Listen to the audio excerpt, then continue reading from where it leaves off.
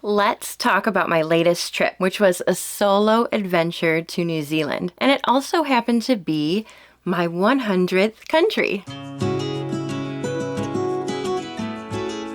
Hey guys, I'm Lauren from It's the Kellys. If you want to learn how to carry on only just like me, this is the channel for you. I travel often and pack well and want to help you do the same. So whether that is a review of any type of travel or luggage essential, or giving you tips, tricks, or packing advice for any of your bucket list trips, that's what I'm here for. So be sure to subscribe to us on YouTube and follow us on Instagram for anything travel. So usually after all of my trips, I come down here to my packing studio and I unpack for you guys in front of the camera. And I could very well do that because there's a lot of things that I did wrong with this pack, but this trip was so special to me and so incredible. And a lot of you guys have asked me so many questions that I feel like I need to not unpack and more so tell you every single thing about my trip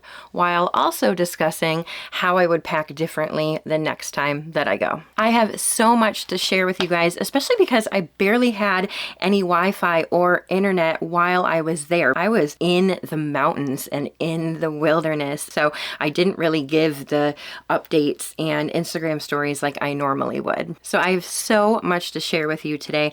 I have questions to answer.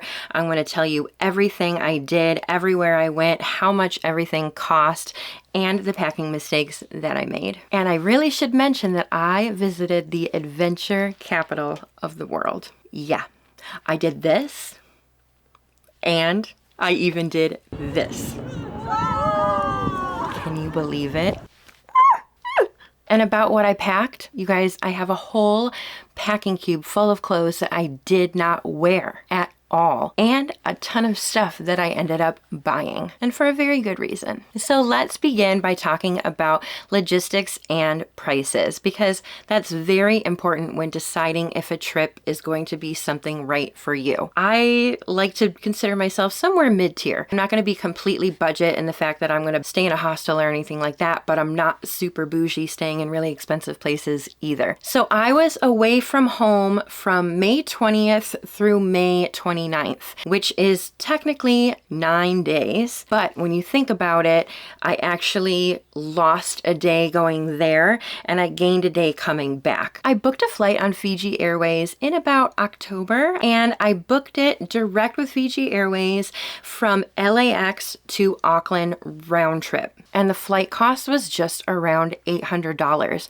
which was an incredible price. During my flight, I did opt to do the 14-hour layover in Fiji as opposed to just the 2 or 3 hour layover. It was free, and I do happen to love Fiji. I didn't just stay in the airport. I actually did a long layover where they picked me up from the airport, took me to an island so that I could snorkel and have lunch and relax, and then dropped me back off at the airport to then get dressed and go on my flight to Auckland. Of course, I don't live in LA, so I did have to buy round trip flights from Detroit to LA, which I booked on Spirit Airlines for about $200 round trip. I spent around $1,000 for my round trip flights from Detroit to Auckland, which is an incredible deal. And this is a hack that I use all the time. Pick an airport that you can fly to rather cheaply, and then do that long haul flight from that major airport. So I landed in Auckland late at night, just before midnight on May 23rd.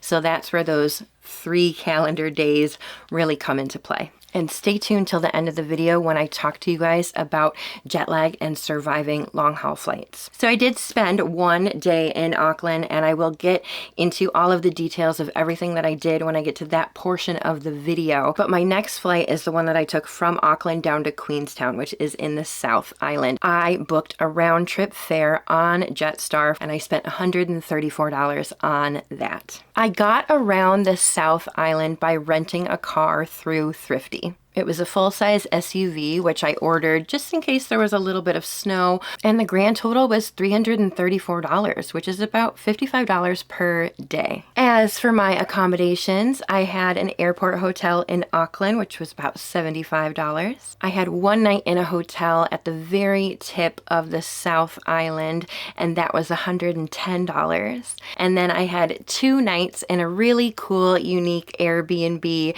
in Te Anau, which is right near Milford Sound. And that one was a little bit more expensive, but I did splurge because it was such a cool accommodation.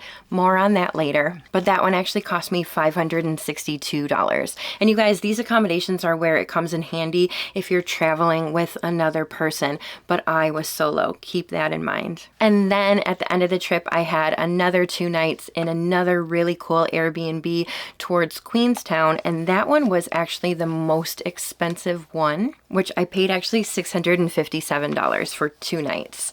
Now, I could be a lot more budget friendly when it comes to accommodations. I really could have probably spent about $80 to $150 a night instead, but that was just a personal choice for me. So my flights, my car, and all of my accommodations added up to a grand total of $2,872. Like I said, about a mid-tier range. So I'm going to get into everything that I did on this trip in a little bit, but first, let me do what I do best and tell you guys about packing. I didn't do so well. I had to pack in a rush, to be honest. I came home from my trip to Portland and then I had to pack and then leave the next day. Plus, the weather kind of seemed like it was going to be all over the place. In Auckland, it was going to be about 60 degrees, so I felt pretty confident with that. But then for the South Island, it was saying anywhere from 30 degrees to 60 degrees, and that's a big range. Warmer fall and kind of a chilly winter. Did I need to dress for winter or did I need to dress for fall? I packed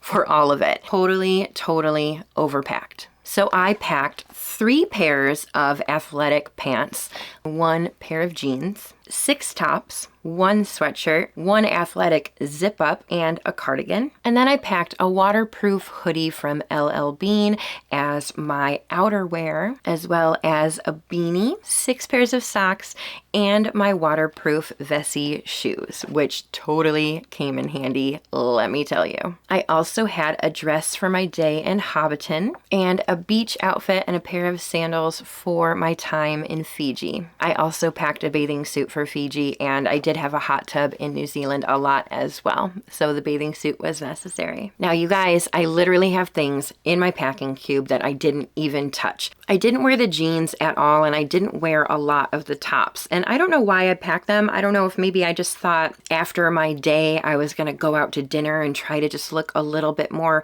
cute and presentable, but really by the time I got to where I was going and had dinner, I just stayed in my warm casual wear. And you want to know what I wore every single day? Let me give you a full rundown. I started with a short sleeve shirt and then a merino wool top that was long sleeve, my merino wool leggings, and sometimes my Old Navy joggers on top of those. I wore my socks and sometimes another pair of socks on top of it. I wore my Vessi sneakers, and then I wore my beanie. Then I wore my little waterproof zip up hoodie, and then I put on a jacket that I ended up buying while I was there. I was so excited when I found this in the store because it's very hard for me as a plus size woman to find a good packable jacket that actually fits. So when I found these at Macpac in New Zealand, I actually ended up buying 2. And if that seems like a lot, let me show you a clip real quick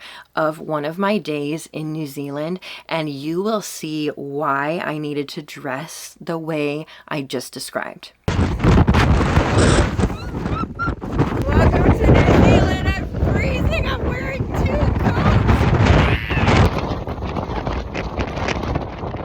coats. Yeah, that was cold and windy and rainy. That day I wore everything. It was really nice too because since I had my own vehicle, I could really just have all those layers sitting around in my car and put them on as I needed. And if I were to go again the exact same time of year, I would just have merino wool everything and not have tons of items.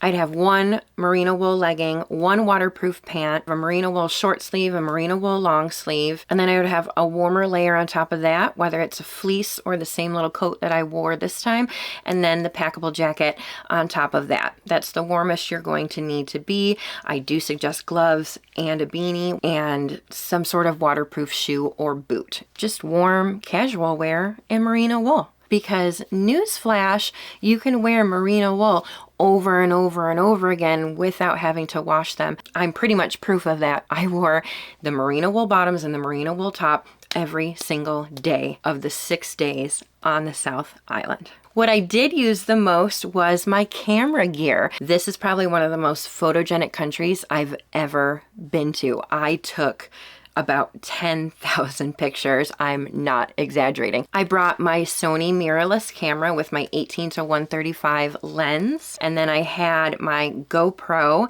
and I also had my iPhone 14 Pro that I shoot content with. And then I did have a travel tripod as well, and I do wish that I brought my Insta360 because that's a really cool camera, especially if you're doing hikes and adventurous things. I opted for the GoPro instead only because I was snorkeling in Fiji and I was supposed to go shark cage diving in the bottom of the South Island, but that ended up being canceled. I packed everything in my Haze Airlight carry-on, which I absolutely love, and it is expandable in case you shop like I did. And then for my personal item, I did my base expandable backpack. And I do know that my suitcase weighed 12 kilos because Fiji Airways made me check it because it was overweight.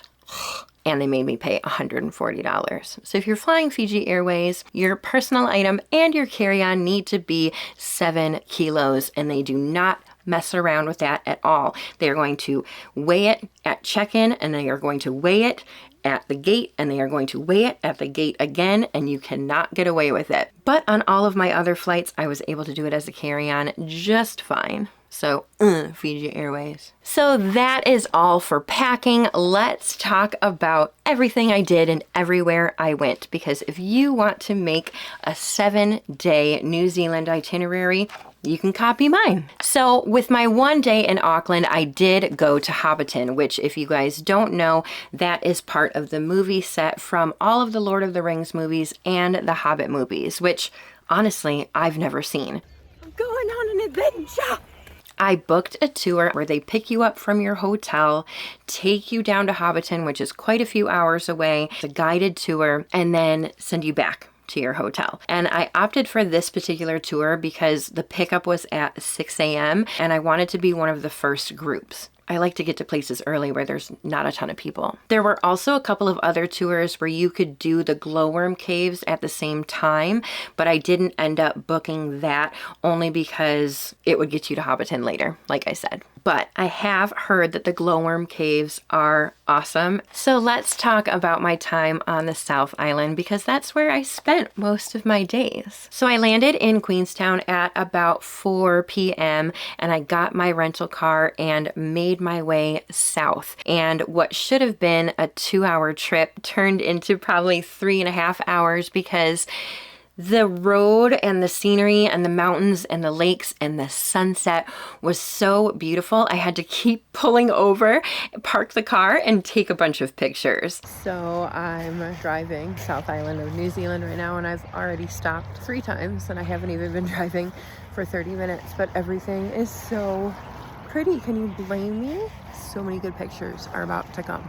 That's what I love about doing road trips while you're traveling is that you can stop whenever you want. So I made my way down to the very tip of the South Island in a town called Bluff because, like I said, I was supposed to get on a boat the next day and go into a cage and go diving with great white sharks. That was the #1 reason why I picked New Zealand as my 100th country. That was the #1 thing I wanted to do there, but the weather prevented me from doing so because look at what the ocean looked like. Yeah, can you imagine being on a boat in that weather? No. But I went down to Bluff anyway and just kind of drove around the coast and then made my way up just a little bit, stopping at a place called Curio Bay, stopping at some waterfalls, and just having a great time. After that, I drove to Te Anau so I could go to my first Airbnb. And you guys, this was the coolest Airbnb I ever stayed in. I stayed in what's called a yurt, which is basically a really cool circular heated tent, if you will, and it had a whole deck attached to it, and it had an outdoor bathtub, and it had another little building right next to it too, where that was where your kitchen and your bathroom was. So I guess that was the only bad thing, is if you have to go to the bathroom at 3 a.m., you do have to go outside to get there. And if you're gonna go barefoot, your toes are gonna be freezing from the frost on the deck. And they had a really cool outdoor tub, which I was too chicken to use because I was so cold, but I regret not doing that because that would have been cool. And while I was there, I got some amazing shots of the stars in the sky because it was a perfectly clear night. You're in the middle of nowhere. There's no light pollution anywhere. So you can just lay out there and stare and see all of the stars and see the Milky Way. It is so magical. You just have to be warm. So anyway, that was my Airbnb for 2 nights. And the next day was my day to go to Fiordland National Park or Milford Sound. So I woke up and went on the road by about 7 a.m. because the drive is about 2.5 hours, and I knew that of course I was going to stop a lot along the way. So I got to see the sunrise as I was driving, and I stopped at all sorts of little things to see. Basically, I had everything starred on my Google Maps that everyone said was awesome on Milford Road. And then I had pre-booked an 11 a.m. boat to do Milford Sound. This is incredible. I did hear from my Airbnb host to book one later in the day as opposed to early, but nobody was there at 11 a.m. There were maybe 10 people on the boat and not a lot of other boats in Milford Sound. So maybe that's just like a warm weather tip. Oh, so pretty. But yeah, doing Fiordland National Park and the drive and the cruise, that's why I decided to do the self-drive instead. I could have very well booked a tour where you're in some sort of van or bus. I wanted the freedom to be able to stop whenever I wanted. So then, yeah, I drove the road back and then went back to my Airbnb, and honestly, I hung out with the cows. I want to pet you. I don't know if I'm allowed to. My Airbnb did have a lot of animals. They had 3 adorable Highland cows. They had a bunch of chicken, a bunch of sheep, and I was able to walk around the property and hang out with the cute cows. It was really cool. So the next day I made my way up towards Queenstown because that's where my next Airbnb was going to be. So I stopped and did a little bit of shopping, had some lunch, and then I went and took the Skyline, which is the little gondola, up to the top of the mountain just to see a beautiful view. Hi, how's your day going? And then after that, I drove the most beautiful road in the world. I forget who named it that, but it was pretty beautiful. So if you drive from Queenstown all the way up and over to Glenorchy, I don't know how to pronounce it. I'm totally butchering that name, but it's just this winding road where the lake meets the mountains, and it's beautiful. And I did it for sunset. And you guys, I really wanted to find the most perfect spot to do my 100 country photo shoot, which some of you may make fun of me, but that was my goal. I wanted to wear this beautiful gown on a mountaintop at sunset to celebrate 100 countries. So I stopped along the way and did that photo shoot, and then kept stopping even more and even more and even more because the road was beautiful. Then at the very end, I stopped in that tiny little town, had some dinner, took some pictures, and then headed back to my Airbnb where I laid in my hot tub all night. My second Airbnb had a fabulous hot tub, and the whole house was fabulous as well. And then you guys, the very last day was the best day of all. At first, I had no plans, but the day before, I came across a really cool activity to do in the town of Wanaka, which is about 2 hours north of Queenstown. And this was going to be a really cool adventure where you hike along a via ferrata, which, if you guys don't know, is a combination of rock climbing and hiking. You are attached to some cables and you have these rings that are in the mountain, and then you just kind of climb up it and scale the mountain right along a waterfall. And it was the coolest thing I ever did. And as long as you're not scared of heights, it's really easy to do. They say on the website, as long as you can climb a ladder, you can do this. And honestly, it's true. I'd never really done anything like that before, and it was very easy for me. And I'm not that athletic of a person these days. At first, I signed up for the level 1, but checked the box for the option to potentially upgrade to level 2 as I was there. And that's exactly what I ended up doing. I would have done level 3 had I had the chance. It is a tall mountain with these beautiful waterfalls, and I climbed almost to the very top with my hands. If I ever go back, I'm doing it again. I'm doing level 3, and I'll probably do it every day because it was so much fun. You guys have to do this with Wild Wire Wanaka if you go to the South Island of New Zealand. You have to. Just promise me. Just promise me that you'll do it. And then after that, I left this next activity up to chance. I really didn't have any internet on my drive because I was in the middle of the mountains. I thought maybe I might want to bungee jump, but I was also really scared and I didn't know if I was going to get there before they closed. I didn't know how long this Via Ferrata was going to take me. So I knew that their last jump of the day was at 4:15. According to my maps, I was going to get to that bridge by about 4:09. And I'm like, there's no way that they're going to let me jump. There's no way. But I got there and I said, if they let me jump, they let me jump. If they don't let me jump, it wasn't meant to be. So I get there and I'm like, hi, do you have a spot left for 4:15? They're like, yep.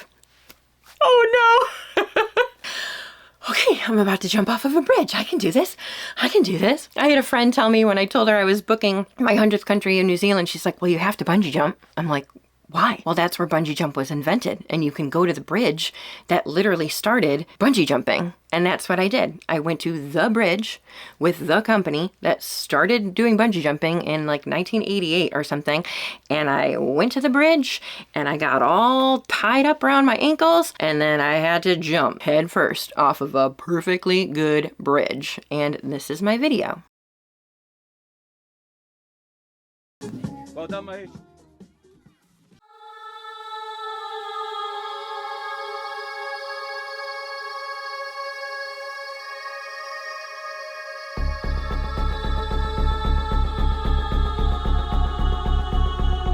I was terrified. And I still don't know if I liked it. I guess the jump was exhilarating and the swinging back and forth after was okay, but it was pretty painful. Any of you guys that have bungee jumped before, let me know if it's painful because it was so tight around my ankles and my shins, as it should be. It just really tugged on my legs and it didn't feel very nice.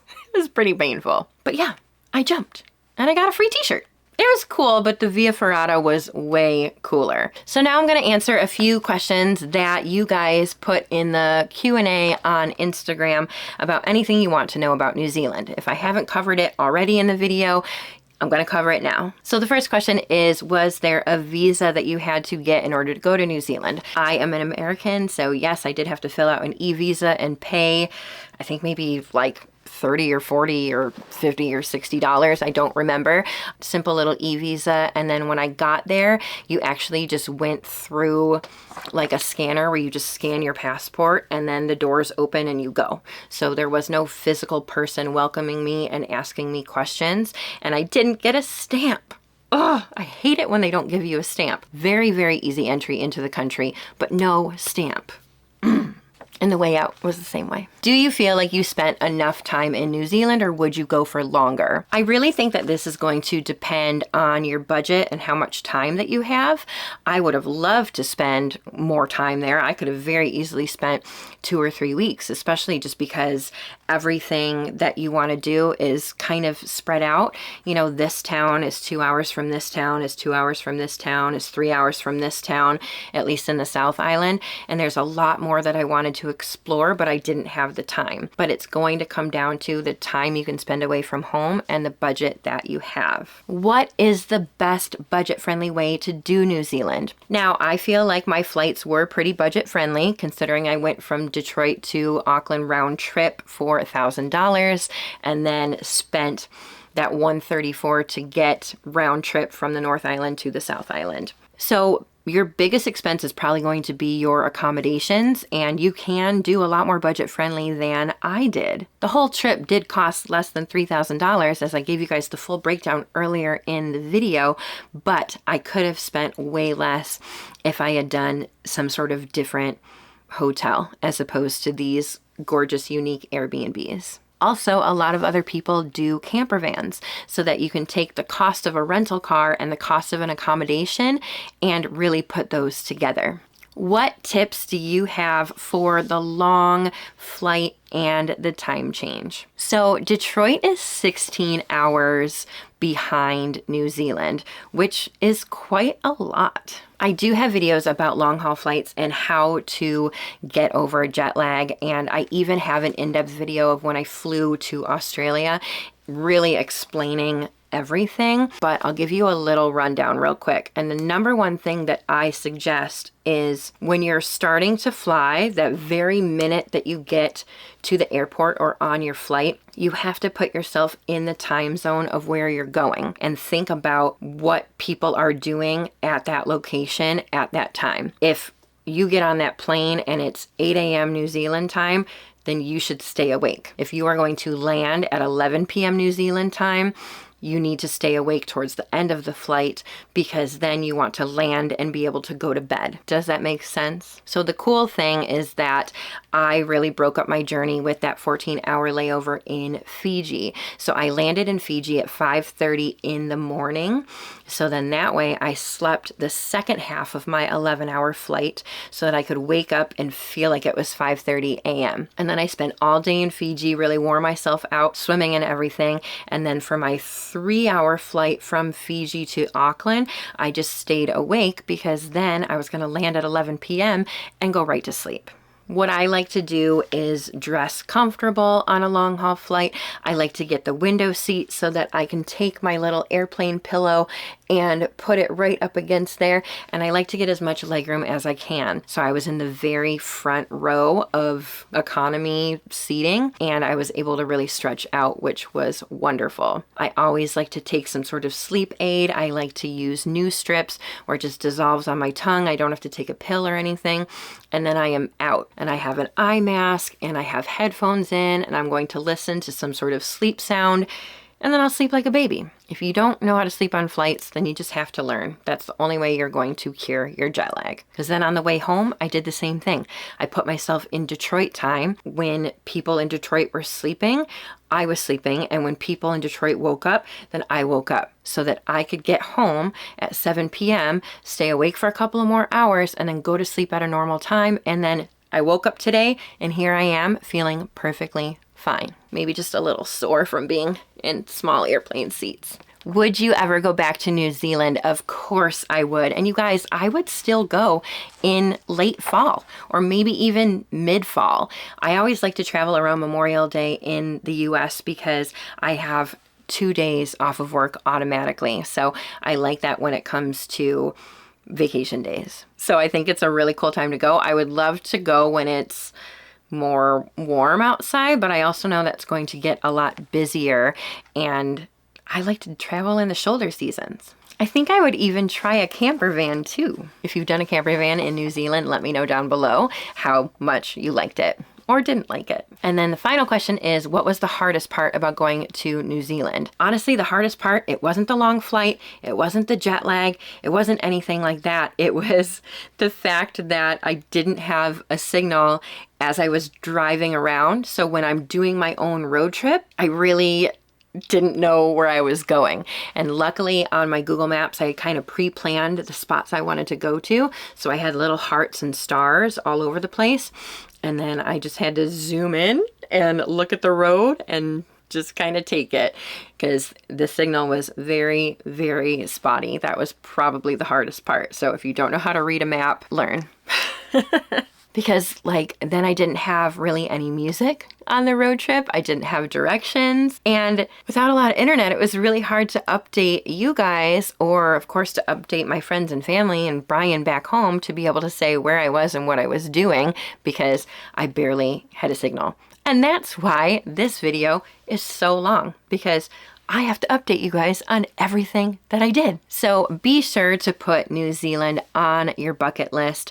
I'm gonna put it on my bucket list again, because there's so much more I want to see and do there.